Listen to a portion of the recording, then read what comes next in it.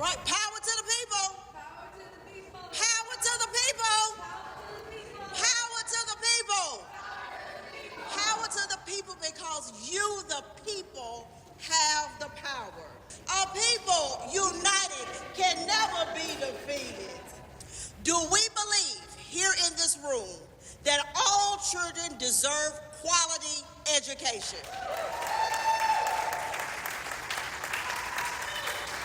Do we believe that all children have the ability to learn? Do we believe that all students, all children, regardless of their zip code, deserve to have student-centered policies that will lead to their success? Now, do you believe that Chattanooga or Hamilton County can create those student leaders in our lifetime? If you said yes to any of these things, then you are at the right place at the right time, because Caleb is a nonprofit organization that unites communities, faith communities, nonprofits, labor unions, as well as everyday people or Chattanoogans such as yourself. We are standing for the needs of the people, and we see that the needs of the people deserve to have leaders that are ready to meet those needs. We're focusing on 3 task forces with Caleb: educational task force or educational reform, economic mobility, and criminal justice reform right here in Hamilton County. So forums like this is crucial to our community. They provide a platform for voters and everyday people like yourselves to engage deeply with the issues that impact not only our children's lives, but our community lives. So it is super important that you take notes and that you listen to the candidates, because your vote will be the one that will put them in office. Your vote is very crucial, and we at Caleb are advocating that you vote from the top of the ballot all the way to the bottom of the ballot each and every election cycle. So let's be honest with ourselves tonight. And as we view what is going on in our public education system, we know, if we are honest, that it is not serving all children. And we still see massive inequalities in the outcomes, like school-to-prison pipelines, where harsh disciplinary policies push children out of the classrooms into the criminal injustice system. Now, do you believe that our children deserve classmates and not cellmates? Classmates and not cellmates. So if we're going to come together as a community to solve these inequalities, we have to invest in our leadership. We have to have those leaders that are unapologetically willing to serve, to change the system where all children are seen and treated as equals.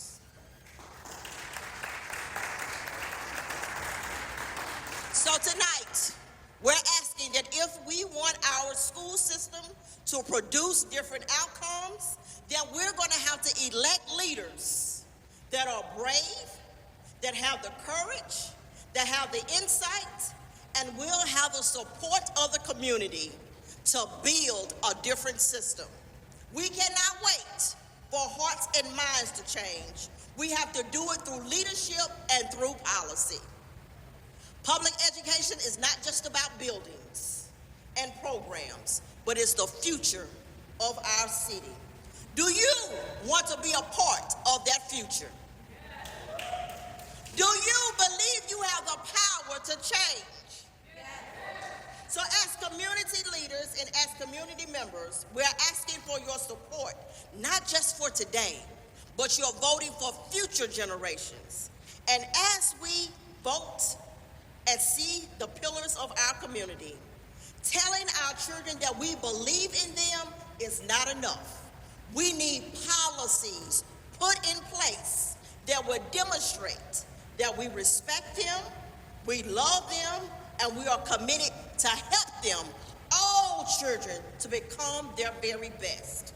And so our issue tonight at Caleb is to say that we are tired of the school to prison pipeline policies. And we don't just want promises. We want clear commitments from those that want to address us tonight. Thank you. Thank you very much, first of all, to Caleb and to Bethlehem Center for our students tonight and giving us this opportunity to come and speak with you. I think it is very important that we meet the candidates and that we know what their vision is, what their views are. I am Sherry Ford. I am an almost 35-year employee of the Bethlehem County Schools. I am a mom, a grandmother, a godmother, and I care very deeply about what happens to our schools. And our students, the education that they receive is so important to me. I graduated from Bethlehem High School. My children graduated from Bethlehem High School. So, Thank you. Sorry, guys.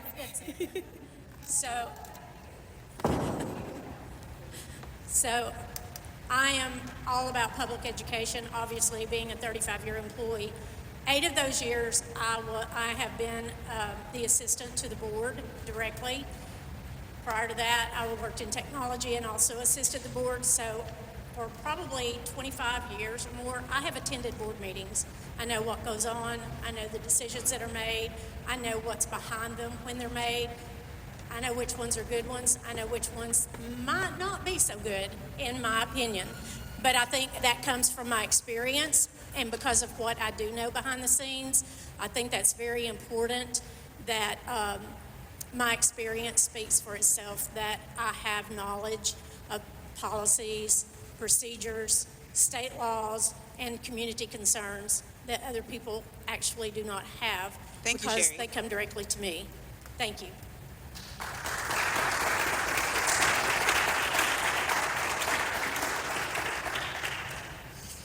Hi, I'm Jill Black.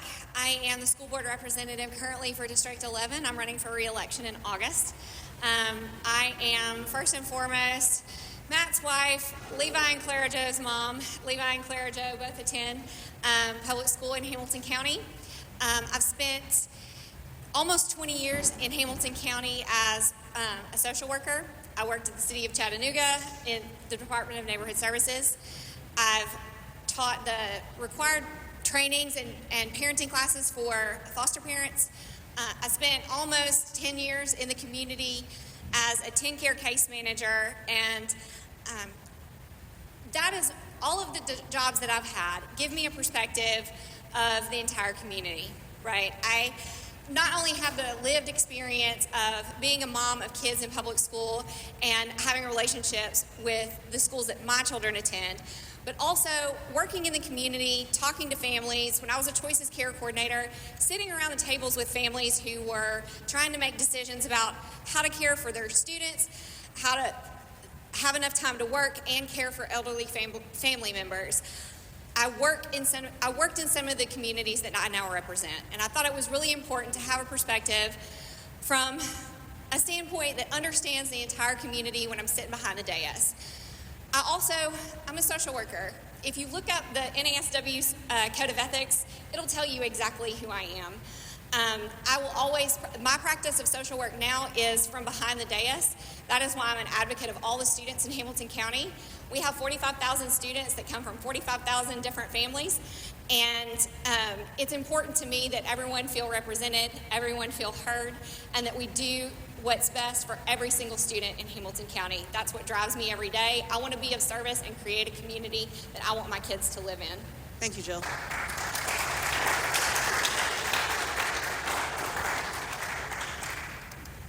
As you heard from both the candidates, and as Reverend Charlotte said, we are here because we love and we value our youth, and we love and we value the children.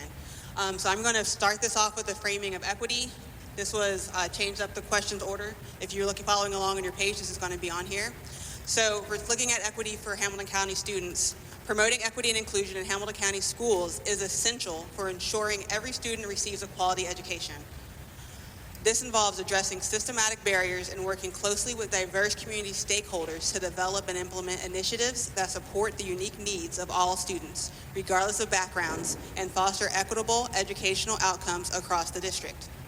Keeping this equity lens in mind for this entire conversation, considering factors such as ability, race and ethnicity, socioeconomic status, gender identity and expression, and immigration status, here's our first question in the forum.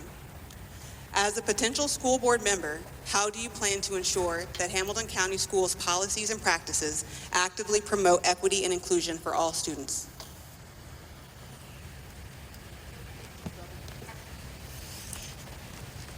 One thing I really appreciate, last year, the state redid the funding formula.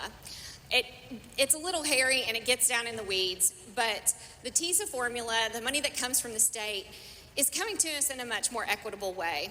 Prior to TISA, we didn't have the mandate that money follow the student, right? So certain students get a dollar amount, and depending on what students are in each school building, those dollars go directly to that school in providing services. It's a much more equitable way to fund our schools. I appreciate the improvements that have been done, but also just as far as who I am, equity is a value for me, and making sure that every kid, all of the 45,000 students in Hamilton County, are receiving what they need. Equity is about giving each child what they need to succeed, no matter what where they come from or what their challenges are, and making sure that they have what they need to succeed. That's what equity is to me, and that's what I'm always going to support. Yes, the district has created the Office of Equity and Advocacy to address this issue across the system. And I believe that this process being put in place probably 2 to 3 years ago has made a big difference. Ms. Black is correct in the funding formula with the money following the student. Very important. Students with special needs get extra money through the TISA plan. And I think that, again, it's very important that that people understand that and know that these children are being served. They haven't been forgotten, and they won't be. And I certainly would not allow that to happen at all. I do think that parents need to be involved in these decisions as they come down. I think we need more parent input into the discussions about what their students need and how they can best be served. So as a school board member, I would definitely try to increase that opportunity for parents to have a part in the discussion of that, and to make sure that, like she said, all of our students are served. And by the way, we have 43,000 students that are actually served in our schools. The other little over 2,000 are served in charter schools. So we want to talk about collaboration in that creating equity for our students. In what ways will you collaborate with diverse community stakeholders, such as disability advocacy groups, BIPOC communities, out-of-school time providers, LGBTQ organizations, and others to address inequities in education outcomes across our district? Yes, as a board member, I would be willing to meet with any of these organizations. Anybody that had concerns or anybody that wanted to meet at any time, I would be very happy to meet with them. They are stakeholders in the lives of these students in our community.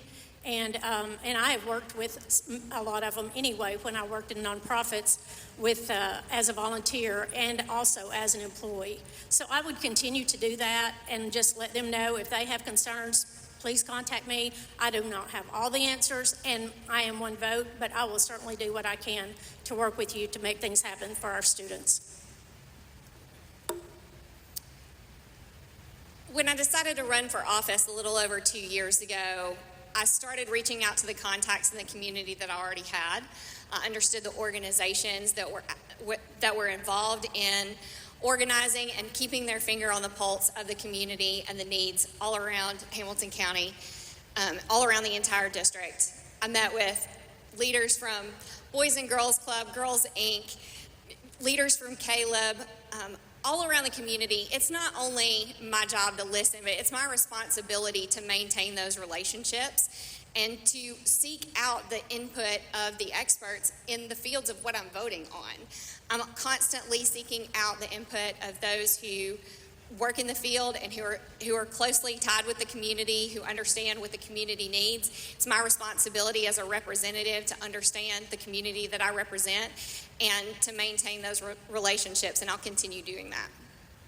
So within the schools, the thing that comes up a lot is the curriculum. So creating a curriculum in Hamilton County schools that is rigorous, inclusive, and responsive to the diverse needs of students is essential. It involves adapting culturally responsive teaching practices and actively involving teachers in curriculum development to ensure it meets the educational requirements and cultural backgrounds of all of the students. As a board member, how will you ensure that the curriculum in Hamilton County schools is both rigorous and inclusive, meeting the diverse needs of our student population? Teachers are the experts on curriculum because they teach it. And we always have to involve them in the decision making. We went through this process. My first school year on the board, we replaced the math curriculum. All of the curriculum that meets the state requirements are like a list of database or a list of curriculum that meets our state requirements is kept at the state level. And then folks at central office assemble a team of teachers and experts to review curriculums and make decisions and choose that. Then they recommend that we adopt the said curriculum. And we went through that process for the math curriculum last year. It was wonderful. They had like an open house and teachers were there to explain what the curriculum did, why they chose what they chose, what was beneficial and best practice about the way that that curriculum was taught. But ultimately, our teachers have the best interest of our students in mind. They know their students the best. They're professionals, and I trust them to teach the curriculum that we give them in a way that's culturally responsive and provides kids with what they call a window and a mirror, right? A window into somebody else's experience and a mirror to their own. Our teachers are professionals, and they do that already.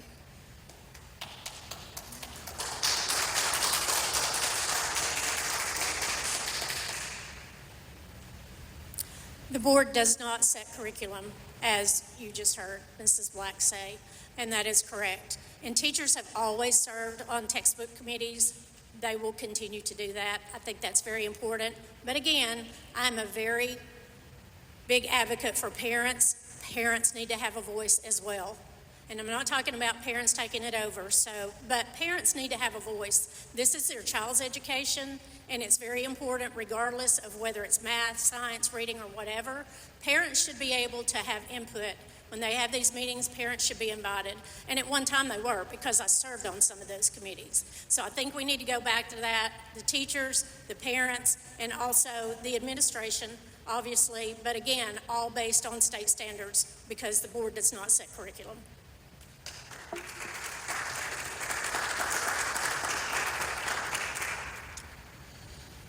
Going from curriculum to more specifically social emotional learning, integrating social emotional learning programs into school curricula is essential for supporting student academic and emotional growth. Expanding social emotional initiatives involves collaborating with community partners, providing ongoing training for educators, and implementing comprehensive social emotional learning curriculum that nurtures students' social and emotional well-being alongside with their academic achievements.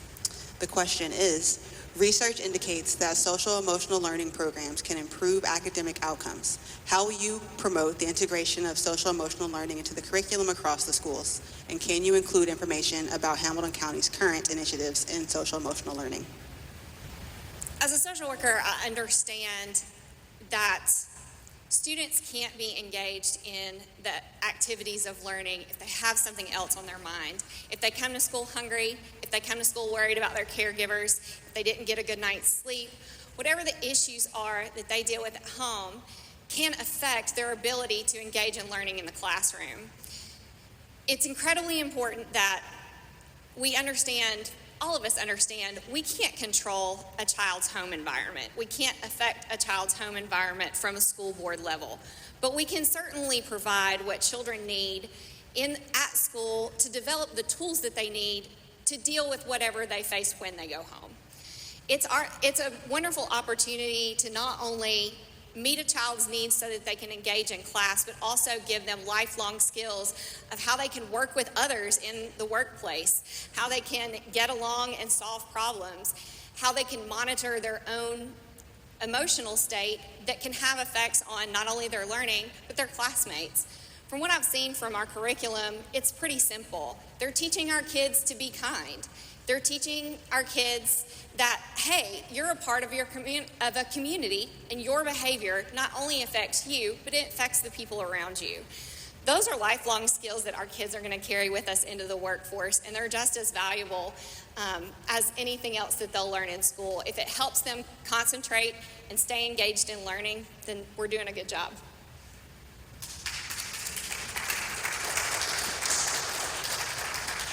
We do have the SEL curriculum in our schools. It's been there probably just shortly after COVID, because we all know that created a lot of issues for a lot of our students.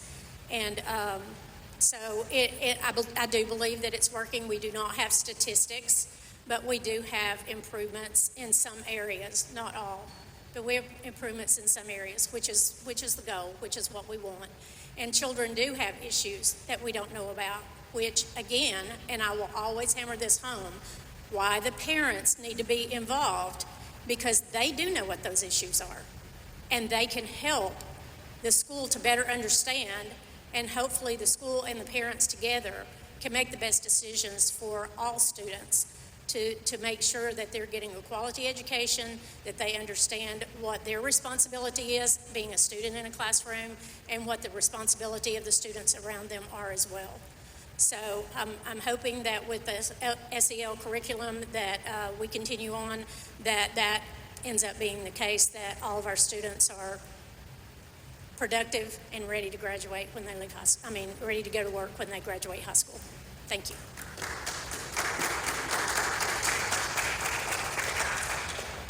Our next topic is school discipline. Addressing disparities in school discipline outcomes based on race, ethnicity in Hamilton County is vital for fostering a fair and supportive learning environment. Data from Hamilton County, Tennessee highlights significant racial gaps in discipline outcomes, reflecting broader concerns about the school-to-prison pipeline. This pipeline refers to the policies and practices that push students, particularly those from marginalized communities, out of the classrooms and into the juvenile justice system, often due to harsh disciplinary actions such as suspensions and expulsions. This cycle harms students in both the short term and long term. In the short term, it disrupts their education, leading to disengagement from school and increased likelihood of academic failure. Long-term involvement in the juvenile justice system can perpetuate a cycle of incarceration, limiting future opportunities and contributing to systematic inequalities. To address these issues, promoting interventions and prevention measures like restorative practices is crucial. These practices focus on repairing harm and rebuilding relationships within the school community. By emphasizing understanding, accountability, and learning from mistakes, restorative practices can create a more supportive and inclusive environment. They have been shown to reduce disciplinary incidents, improve school climate, and enhance student engagement and academic achievement. Exploring alternatives to suspension and expulsion, such as meditation and community-based interventions, not only keeps students in school, but also fosters a sense of belonging and empowerment among students, contributing to a fair and nurturing learning environment in Hamilton County schools. This has 2 questions. A couple are multi-part questions. Question 1, how will you address the reported disparities in school discipline outcomes based on race, ethnicity in Hamilton County? And what strategies will you advocate for to create a fair and equitable disciplinary system that reduces the use of exclusionary practices like suspension and expulsions?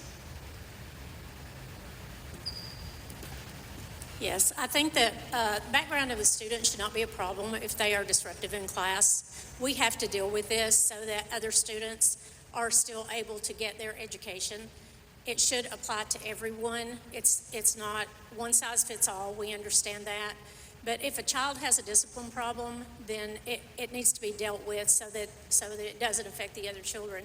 We have different things in place. I know, I'm sure you've heard of restorative justices, which gives children opportunities to change their behavior, to go back to the classroom and to be able to still be productive in their classroom.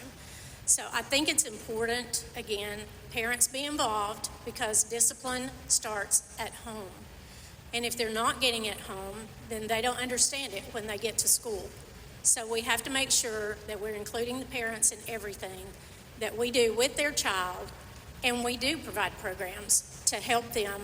There are intervention programs where children are taken out of the class. Sometimes classes are disrupted to the point that the whole class has to be removed, and that's just not productive for anyone. So I think that we need to continue on with the RTI, response to intervention, that we've been using.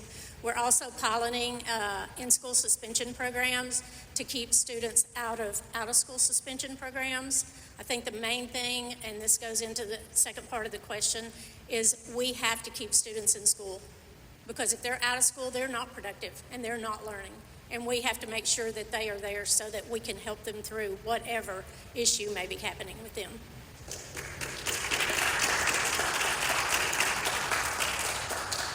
If you've ever listened to a speech from Dr. Robertson, our just cause is providing a future with ensuring that our students thrive and have a future without limits. In order to do that, again, when a child is suspended and away from the classroom, they're not learning. I've always been a supporter of solutions-based discipline, solutions that address the root cause of whatever the behavior is, whether that child needs counseling, whether that child needs support at home, stability, food, whatever the issue is. A solutions-based approach to discipline that returns the child to the classroom ready to learn is the best thing that we can do.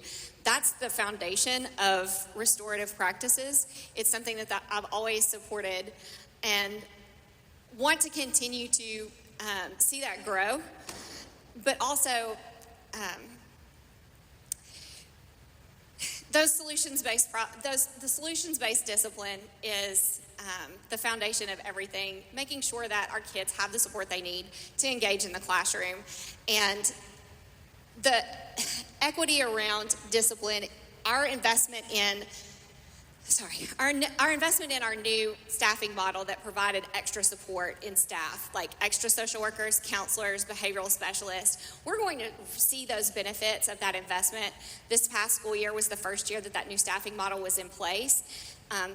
The new funding model that we gave schools extra dollars on top of the base staffing model in order to spend it however they see fit was a way that we could meet the needs of the community and make sure that the principals of the schools in those communities were able to hire the staff that they need and provide the environment that the children in their community can learn and thrive.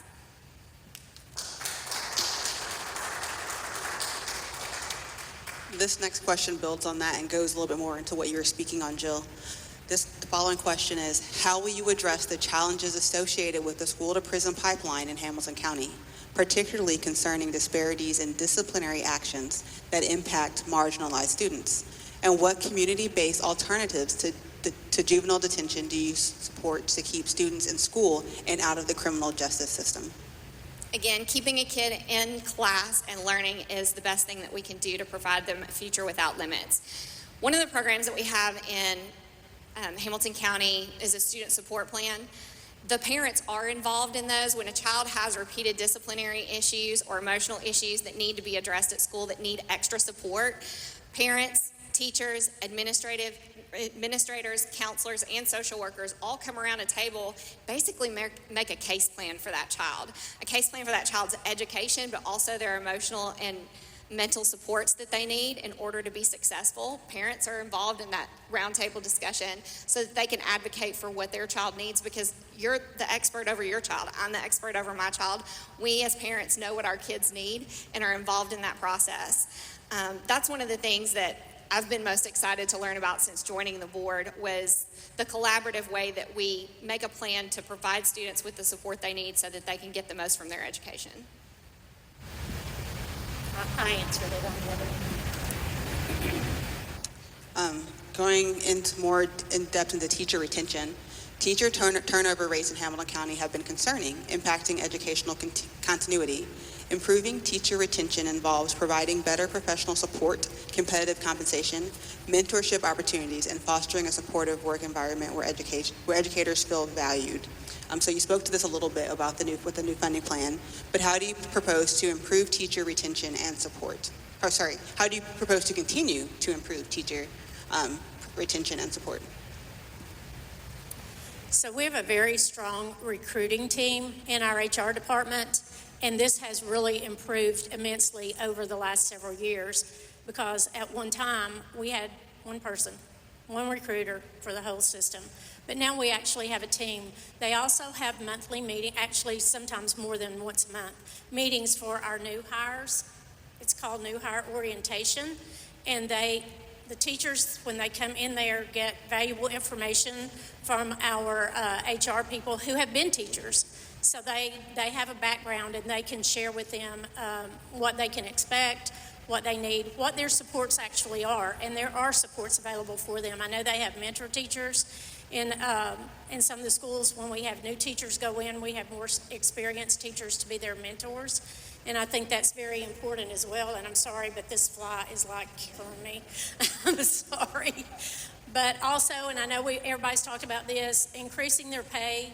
We have to increase their pay, not take away benefits or charge extra for benefits once we increase their pay, because then it's like we really didn't do that. The other thing is we have to get classroom discipline under control. Most of the teachers that I've spoken with that are leaving the system are not really doing it about pay. It's about classroom discipline. So that's another thing. We have to get it under control. And again, parent involvement, get your parents in there to help with those students.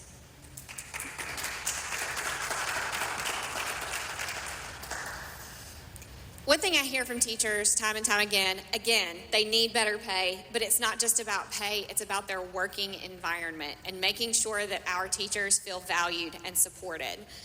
I've advocated for budgets that include teacher raises and raises for all of our full-time staff, and I will continue to do so. We just passed a budget that brings our first-year teachers up to $50,000. We need to keep going. We need to show our educators and pay them like the valued professionals that they are.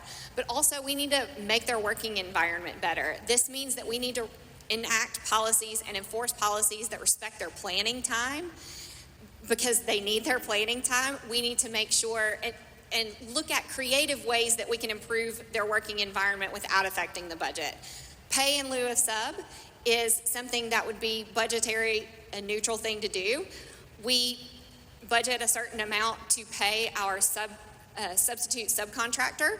If a substitute is not able to be found to cover a classroom, say there's 4 third grade classrooms and 1 third grade teacher is out and there's no substitute, they divide those kids up and give them to the other 3 third grade teachers.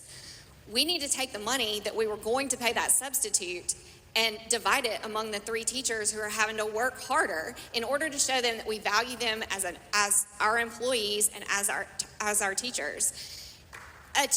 Not being able to find a substitute is not an opportunity for the district to save money, and right now that's what it's being treated as.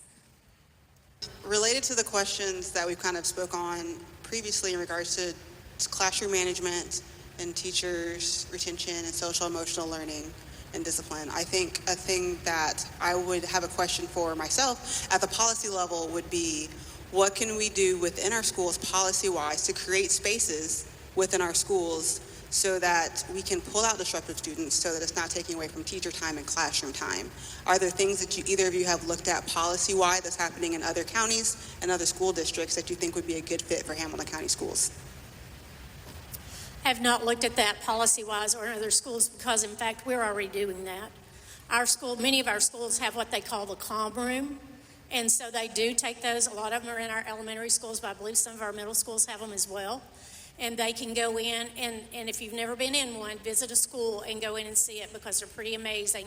They have clouds all around, it's low lighting, and it's very, very calming. So we already have that in place. I would encourage that the schools that maybe don't have that, look into it, because I think that's a great opportunity for our students who do have issues and just need that little time to just kind of pull it together and be ready to go back to class.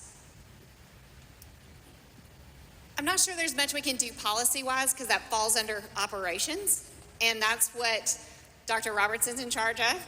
The operations over Hamilton County Schools. Ms. Ford is right. We do have calm corners in a lot of our schools. It's also part of the investment that we made by restructuring the staffing program is to make sure that there are adults in the building and support staff in the building who can actually do that work.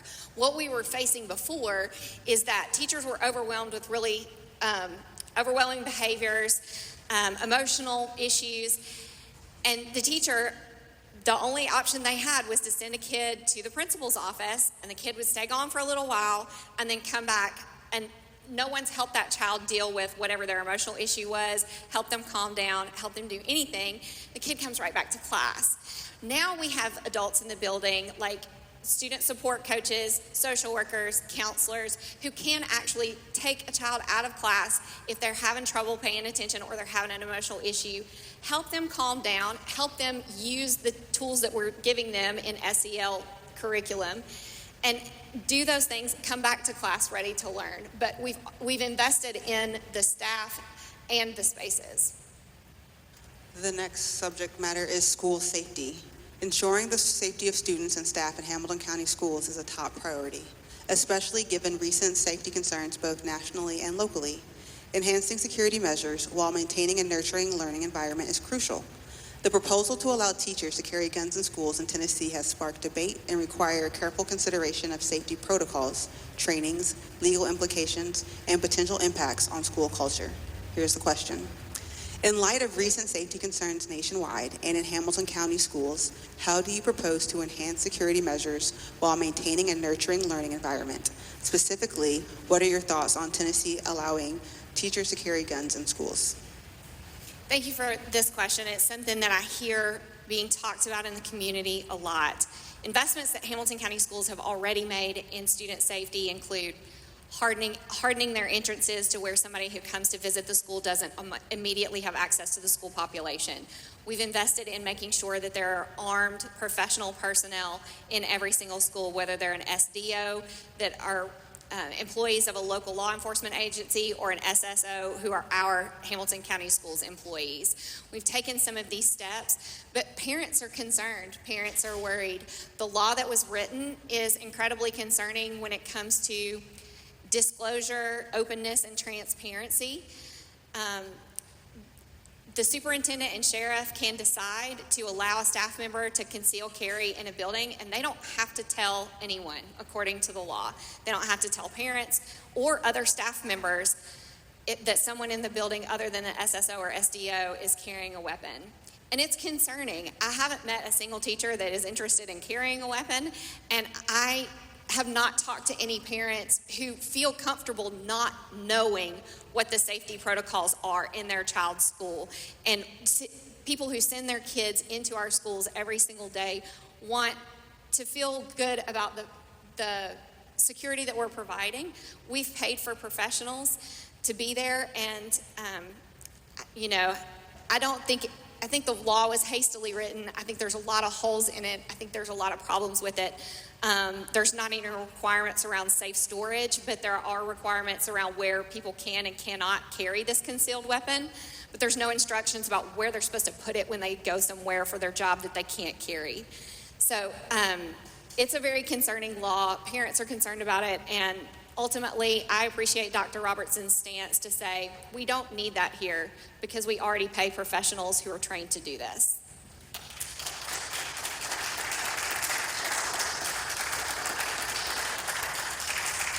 So Ms. Black is correct. We have hardened the entrances to all of our schools. We have a check-in program where you have to drop your driver's license in. It actually does a background check. It will tell you if there are any charges or anything like that against the person coming in. So that part has been done. We have the school resource deputies and the SSOs, which are paid. And right now we have the SROs because the state is funding those to the tune of $75,000 per person, which is amazing and great. And I'm thrilled with that. But honestly, the people that I have spoken with have not been opposed to the law. It's not that they want, let's go and put a gun in the school right now. It's not anything about that. But I have people who actually are not opposed to it, But it doesn't really matter, because the fact is, it was left up to the superintendent and the sheriff. And unless both of them together come up and say, we're going to do this in our schools, it's not going to happen. And both of them have already said no. So as far as my concern, I don't have that because they have it under control. The last set of questions we have that are pre-written are related to facilities. Hamilton County schools are facing challenges with aging infrastructure and overcrowded classrooms, impacting the quality of learning environments. Addressing these needs within budget constraints involves prioritizing critical repairs and upgrades and collaborating with the community to ensure equitable access to safe and modern facilities for all students. Question 1. Hamilton County schools face challenges with aging infrastructure and overcrowded classrooms. How do you plan to address these facility needs within budget constraints?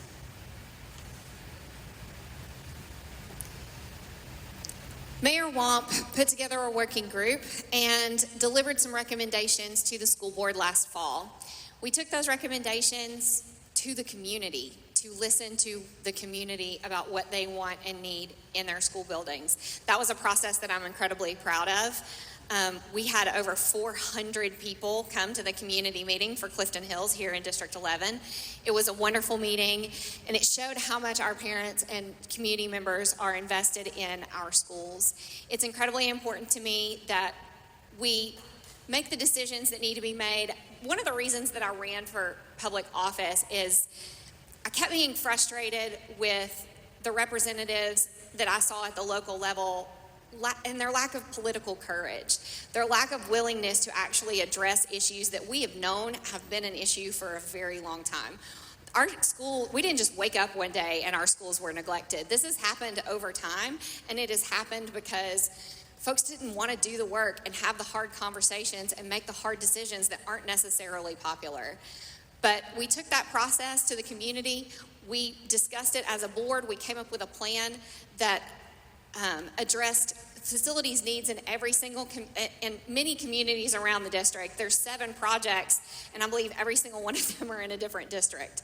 So we prioritize not only the needs, but what our community wants. It was important to me as a representative that we listen to the people in our community when we were making those decisions. And honestly, we changed a lot of that plan because we know what our facilities needs, but we also listen to the community. Clifton Hills is a mostly walking community. It's full of families who depend on public transportation, and the mayor's working group recommended that we close that school and split those students up and expand East Lake and East Side elementary schools. Well, that doesn't necessarily meet the needs of the South Side community because it's growing too fast, and if we did that, those schools would be immediately full, and then we would still need another new Clifton Hills. And also, it didn't meet the needs of that community because those families depend on the ability to walk to school.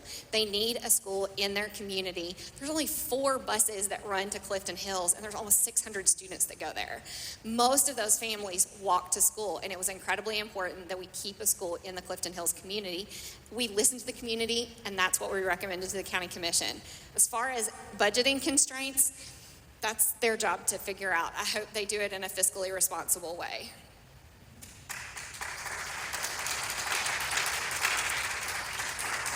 So I have seen a lot about facilities over the last 35 years. And one big thing that I've seen is that every time you get new administration in, the plan changes. So maybe this is part of the reason that our schools are in such disrepair, because we have a list, we have a priority of schools that need things, and then administration changes and the new superintendent comes in and says, no, let's do a facilities plan, like we didn't already have one. But we do have one, and the one that we have right now, I think, is a good one, and there has been a lot of effort put into it, and I'm really glad for that, and that it has become the forefront of the conversation, because for so long it was the backside of the conversation. And I appreciate Mayor Womp and what he has done as far as doing the, of course, obviously County Commission is the one who does the bonds for the buildings, and I appreciate it. But Mayor Womp has really pushed that, including the Gateway building, to provide vocational training for our students, and to make sure that, well, CCA is going to have a new space down there. just to make sure that we have what we need in buildings that are safe and clean for our students. This is a must. We have to start being proactive instead of reactive. We have to stay ahead of this. Now that we're headed in this direction, we need to keep going, and we need to stay ahead of it and stay on top of it and make sure we keep it at the front.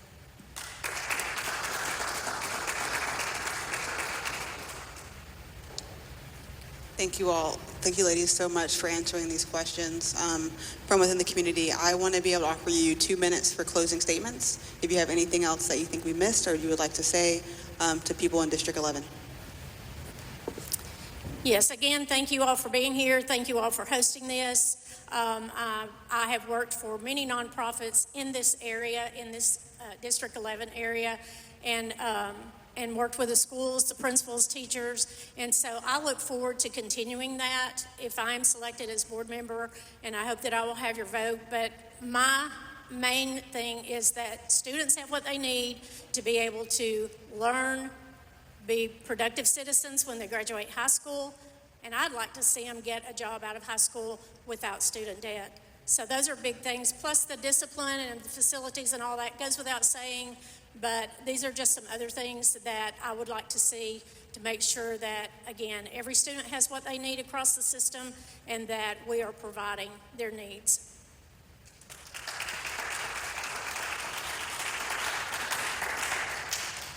It's certainly been an honor and a pleasure for me to serve as the representative from District 11 for 2 years. I bring the heart of a servant to the dais. Everything I do and every decision I make, I am asking for input from the communities that are affected, from the staff that are affected, and I'm thinking about the kind of community and the kind of schools that I want my kids to graduate from. Not only my kids, but every single kid in Hamilton County deserves to go to a school that is safe, that is clean, but also every single student in Hamilton County deserves to feel safe, seen, and supported when they come in our school buildings. In order to achieve that, it takes us working together and making sure that we are constantly examining the needs of our community, the needs of the population that we're serving, and thinking about them and keeping the main thing, which is the kids. I want to continue serving. I want to keep having the hard conversations and finding solutions to the problems that we have in Hamilton County. And I hope I earn your vote on August 1st.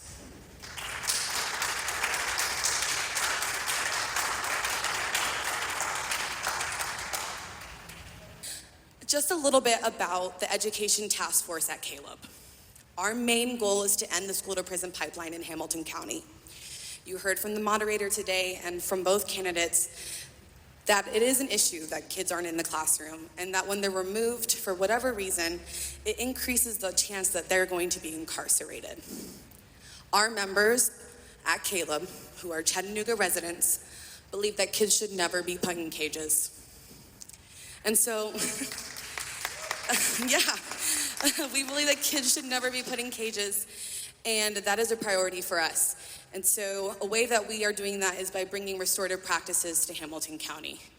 You heard both candidates talk about how restorative justice and restorative practices is a part of the equation to end the school-to-prison pipeline and to keep kids in the classroom so they can develop the skills to build relationships with one another so that they can learn in a community, right? So they can feel valued. We can all assume that you guys are here today not because you think everything's perfect and that you feel somewhat responsible to be a part of that change by leveraging your power to vote. So we are inviting you guys to vote with us for an early voting July 20th. Caleb will be at an early voting location having an event and a resource Vote Together Day. Our goal is to remove as many barriers to voting as possible. We will have short-term childcare. We will have ASL and Spanish interpreters. We will have voting advocates and poll watchers.